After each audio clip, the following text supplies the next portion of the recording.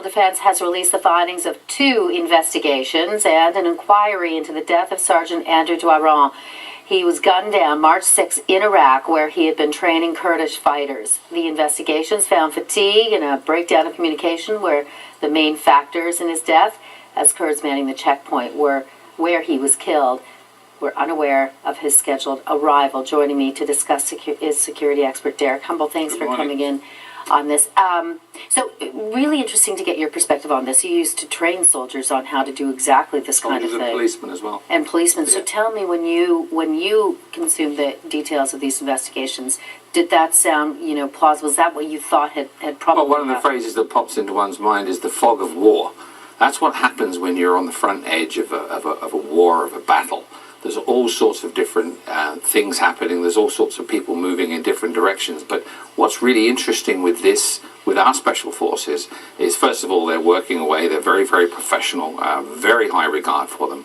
But when you train foreign fighters, it's a bit like a parent saying to the kids, when you cross the road, do this, that, and the other. Off you go and try it. You want to go with the kids and you want to watch them cross the road. That's what these guys were doing, in my opinion.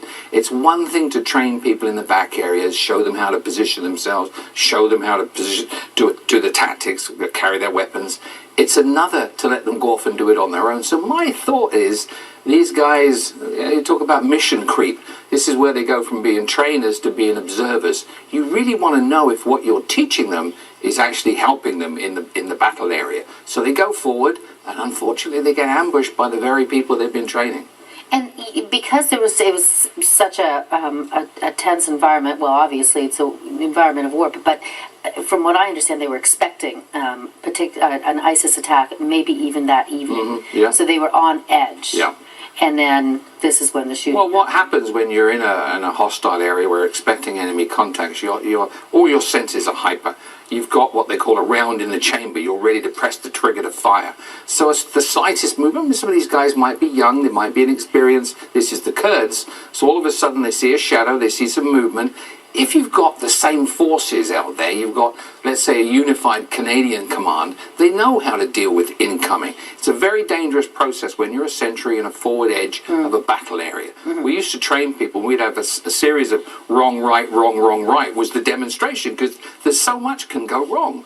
And in this case, it seems to me that the passwords were mixed up, or the recognition insignia wasn't seen, and they open fire. It's a case of fire first and ask questions later in that environment. And the Canadian team had apparently said to the Kurds, okay, we'll be back later tonight or at some point in the evening, but that communication... Well, when you're dealing with indigenous forces, which is the case here, sometimes the things you say to them aren't what they hear.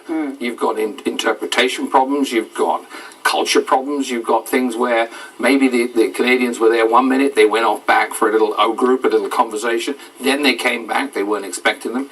It happens with the most professional organizations. In places like Northern Ireland, there was constantly people shooting each other. Right. Afghanistan, Iraq, it's a real problem.